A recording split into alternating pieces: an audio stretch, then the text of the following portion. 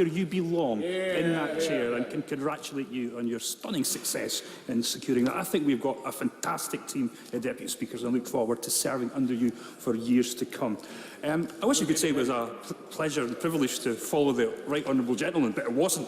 I think I represent the almost extreme other side of the Brexit debate than he does. And I have to say that I usually say that it's good to speak in a third reading debate, but again, unfortunately, I cannot say that, Mr. Speaker. This is something that the people of Scotland will very much regret and mourn. We're not leaving the European Union. We're being taken out of the European Union against our national collective will.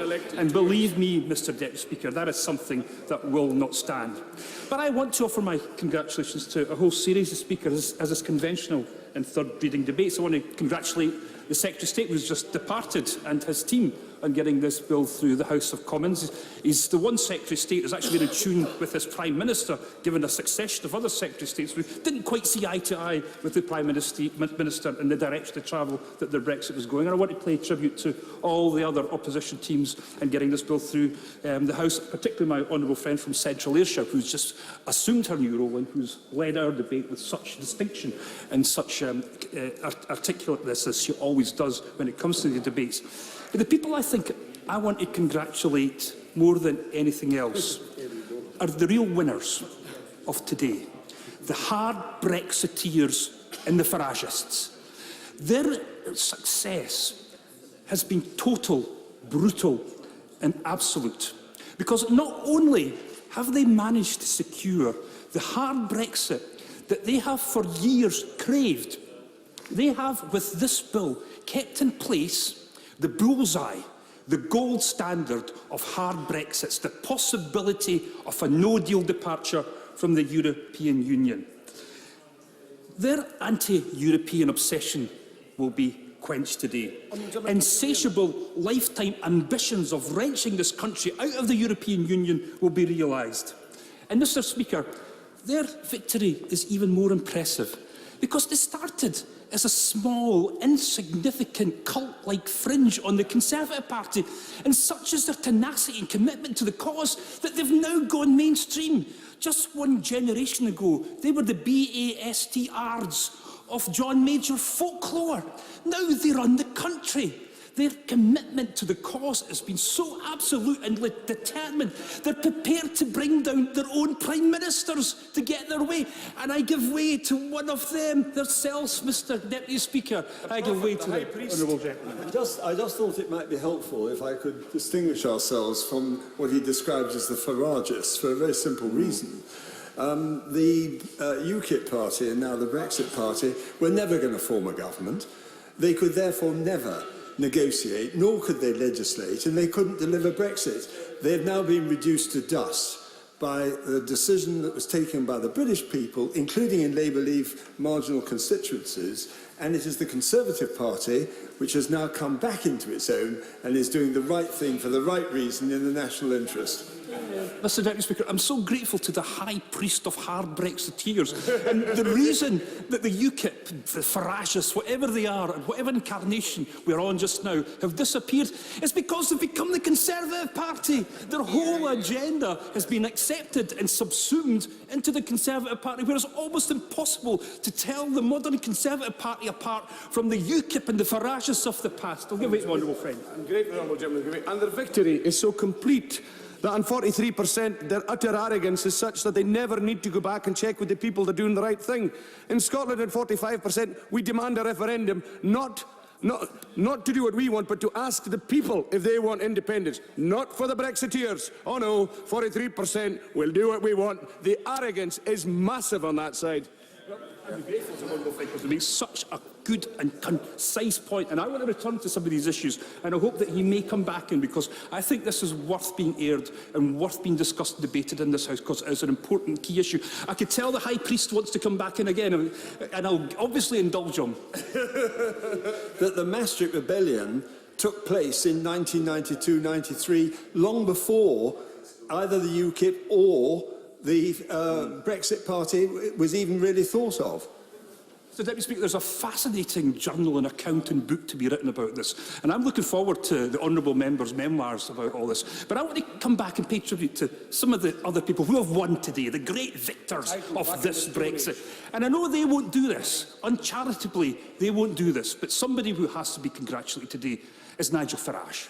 Surely Nigel Farage must be congratulated. It is his vision that is being realised today. Without Nigel Farage, there would have been no Brexit. Without the pressure that was put on the Conservative Party from whatever incarnation of this party that existed, there would be no hard Brexit that they're all celebrating today. Come on, Conservatives. Give the man a peerage, for goodness sake. He more than anybody else deserves it. And wouldn't it be comedy gold, a man that rails against unelected politicians to be given an unelected place in the legislature? Please do it, just for the comedy value. But we're not just passing a piece of legislation today, Mr. Speaker. What we're actually doing is entering into a new age, a new epoch, the age of hard Brexitism. And everything that this House now does from this point on will be informed and directed by this new atmosphere, culture and direction of the United Kingdom. And I'm trying to think of an image or a poster boy for the new hard Brexit age. And the only thing that comes to my mind is the honourable member for Rayleigh and Wickford in combat casuals, flying a Spitfire to the sound of hope and glory, heading straight to the ground because his aircraft has suffered engine failure. That is the image that comes to mind in the new Brexit age. And God help us as we go forward. Viciously right-wing, isolationist, and taking no account of the views of anywhere else around the whole of the world today. It is this new age of hard Brexit that we are now entering into. And I'm looking round for some of my other honourable friends on these benches just to see. And I think that obviously the honourable member for Shropshire was there. I'm looking for the Dark Lord of Brexit austerity, the newly knighted Dark Lord, and he's not in his place. And neither is the honourable member, right honourable member for Wokingham, who excited us such with the tales of English nationalism. None of them are here, but all of them have to be congratulated. They are now the mainstream of the Conservative Party. They so effectively manipulated what was a moderate centrist party into this party of Brexit extremists. What they did was boot out all the moderates. None of them are here again. There's no debate or discussion or any sort of contradiction about the views of hard Brexitism anymore, because they booted them all out. This is the new consensus, the new Conservative consensus. And I hope today the party in the Bulldog Club is generous and full of largesse, and I hope that they very much enjoy it. And I give way to the honourable gentleman. My honourable friend, the member for North Shropshire, spoke of the gloom and doom on the other side. And I think that the honourable gentleman put his fingers on it in his complaint about the hardness of this particular Brexit. What has been clear throughout the committee stage is the harking back of members opposite to a previous bill that didn't make it through this House in December of last year. And it didn't make it through this House because they voted against the programme, and they now feel the guilt for having delivered this very situation about which he complains, which we rather regard as the intervention of Providence. I'm very, very grateful to the honourable gentleman. And I know he's tempting me to speak about the Labour Party. That is just cruelty. That is just absolute utter cruelty. So I will resist in that opportunity to say a few words other than, for goodness sake, get your acts together, because you have to be in opposition. Not one of their backbenchers is standing to get taken in this debate today, which shows how humbled they have become in this whole debate. And I can say to the honourable gentleman, it's a bit rich blaming a useless Labour Party for sinking their their last Brexit deal. It was something by the hard Brexiteers. It was them that brought this down. They were prepared. They were prepared to sink their own Prime Minister and reject a deal because of their ultimate vision, objective and all-consuming obsession of the hardest of hard Brexits, which is what is being delivered today. Yes, of course. And on that point, isn't it ironic that the Conservatives are now saying you should have voted for our crap deal, and no luck, we've made the deal even crappier, so get it up you. Is that not sum it right up? My honourable friend has a very delicate use of phrase.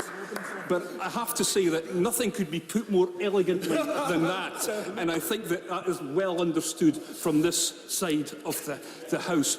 And it could have been anything, this Brexit deal. It could have been a customs union. It could have been single market membership. It could have been Canada plus, plus, plus. It could have been Norway minus, minus, minus. But it was none of these. It was the hardest of hard Brexit because nothing else was good enough for them. And that is what is being passed today. One last thing, yeah. And not only that, their victory has been so total, it's been a victory over arithmetic. They know that their Brexit is heading for, or they should know, their Brexit is going to damage GDP and economic growth by 5 to 6%. And if they get a trade deal with every country in the world, they can only make up 1.4% of that. America is only going to get a 0.2%, a 30th of the damage they're going to do. To make up this, they're going to have to find 4 to 7 planets of people populated with people as rich as Americans today.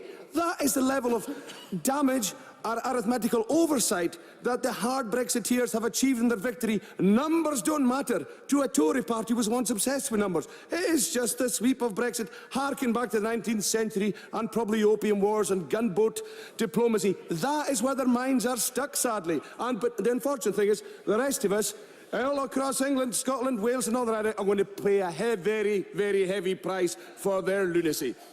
I'm grateful to my honourable friend for his very brief intervention. And all I could say to them, all I could say to him, they couldn't care less about the economy, they couldn't care less about the damage to the UK, they couldn't care less about our relationship, about isolationism and all the other things that this Brexit does. The only thing they care about is their hard Brexit. It was the only thing that's underpinned their whole approach in the course of the past few years. That was the only thing that they wanted. Nothing else mattered other than securing their hard Brexit. So there will be huge celebrations down the Bulldog Club tonight, and I hope the champagne tastes good. Will we be celebrating in Scotland in the White Heather Club? I hear nobody bothering to ask me. Well, no, we won't. We most certainly will not be celebrating this bill passing today. They may have won their hard Brexit, but they most definitely have lost Scotland. Nothing could sum up the alienation from Scotland to the rest of the United Kingdom than the passing of this bill. This bill symbolises the very difference between Scotland and the rest of the UK. And I sometimes think this House just forgets Scotland's relationship with this Brexit disaster and chaos. Let me just gently remind them what happened. One MP was voted from Scotland with a mandate for an EU referendum. One MP from Scotland voted for the bill which allowed a referendum to take place throughout the United Kingdom. When Scotland was obliged to vote on an EU referendum that it wanted nothing to do with, we voted 62% to remain in Scotland. Now, you would have thought, given all that happened, that Scotland's voice would be accommodated, that it would be listened to, that somehow it would be taken account of. Not a bit of it. Every representation rejected. Everything to try and minimise a blow on a Scotland that wanted to stay in the European Union, ignored out of hand before the ink was even dry. Every piece of thing that we brought forward to try and say, listen, maybe we've got a different view about Brexit than the rest of you down here, totally and utterly ignored and disrespected. And that is why yesterday, when the Scottish Parliament were asked to agree to a legislative consent motion to allow them to progress and pursue this hard Brexit, the Scottish Parliament overwhelmingly said no. Only the rump of Scottish Conservatives in that Parliament objected to that legislative consent motion to be held. Will that matter to them? What do you think? Will that be listened to? Absolutely not. It will be rejected, ignored and disrespected. And I'll say this to honourable members opposite. It is that is driving the new demand for Scottish independence. We will no longer be ignored, disrespected, rejected out of hand. That is why we're back here with 48 members. That is why we've got 80% of the vote. That is what the people of Scotland voted for. Please. I mean, Mr. Deputy Speaker, please. I'm going to enjoy this one. This is a representative of the Scottish Conservatives that lost half his seats. Why did that happen? I was just going to gently correct the honourable gentleman. I do enjoy hearing him speak. We've been known to share a stage together, in fact, where I enjoy his entertainment that much. I just wanted to gently correct what he may have inadvertently mentioned. He said 80% of the vote in Scotland, rather 80% of the seats. You increased... Hey, listen, I have absolutely no compunction with accepting that the SNP gained seats in Scotland during the UK general election, which was held last month. We lost some seats, but it was a general election for, ultimately, a government to be formed in this place. Not a general election in Scotland. Nicola Sturgeon's not the Prime Minister, but on the percentage of the vote, can I just again gently point out that in fact, I'm not going to do the 70% one, just gently, 55% of voters, the people who voted in Scotland, voted for unionist parties, not for the SNP. I've made my point. Grateful to the Honourable, and he is of course right. We only won 80% of the seats, and I'm glad that's on the record. But can I say ever so gently to the Honourable gentleman, it's all very well him coming up and telling me to correct all this. He was in a party in Scotland that had one message, and he'll know this, and I don't expect him to dispute this, because it was one message in all the fields in Perthshire, all the fields in Banff-and-Buchan, all the leaflets went through every door. Vote Scottish Conservative to stop Indy Ref2. Now, all he needs to do is shake his head. That was the main message. Yeah. He's not going to. No, just let me finish then. I'll let him come back. That was the main message that was put out by the Scottish Conservatives in the last general election. The result was, Mr Deputy Speaker, they lost more than half of their members of Parliament. 20%. They said, send Nicola Sturgeon a message. The Scottish people did. We want to decide our own future, was the message that they said. So that is what happened in Scotland.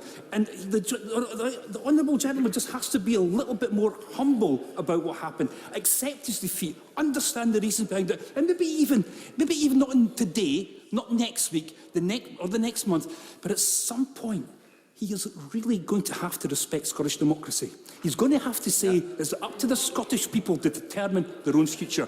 And that point is going to come. I'll let him come in again, because I made a... Of democracy. I would like to point out to the House, because it should be well known, the members opposite, members of the SNP, each and every individual member of the SNP, have two main jobs. One, to speak for your constituents.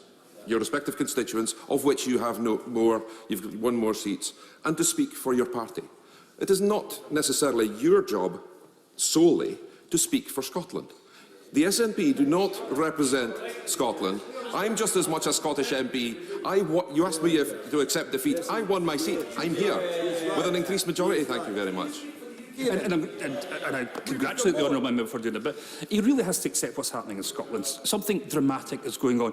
I think all of us agree at some point there will be another referendum, because things are totally and utterly... Now, they're saying no. They're saying no. You heard them. We heard them say no. You heard them say no. Do you know what that... Do you know what that does? Do you know what that does? All the time they say no to Scotland, that they say they will deny Scottish democracy. The only thing that's doing, and I say this as a word of caution to my honourable friends over there, all it does is drive support for Scottish independence. The more you say no to us, the more we will assert our right in the idea of Scottish independence will continue to grow, and will overrun and consume them. My little bit of advice to honourable gentlemen and right honourable gentleman opposite, just get on with it. Just give that independence referendum and acknowledge that we are on a different trajectory to the hard Brexit UK that you want. Now, you can have your hard Brexit, please have it. If that's what you want to do, you want to be the isolationist United Kingdom, that is your choice and your democratic right. Nobody's stopping you do that. I would be the first person to say, good luck, and let's hope you get on and make a success of it.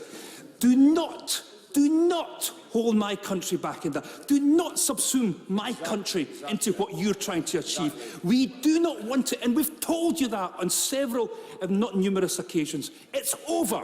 It is over. Scotland will be an independent country. The sooner this House recognises it, the better.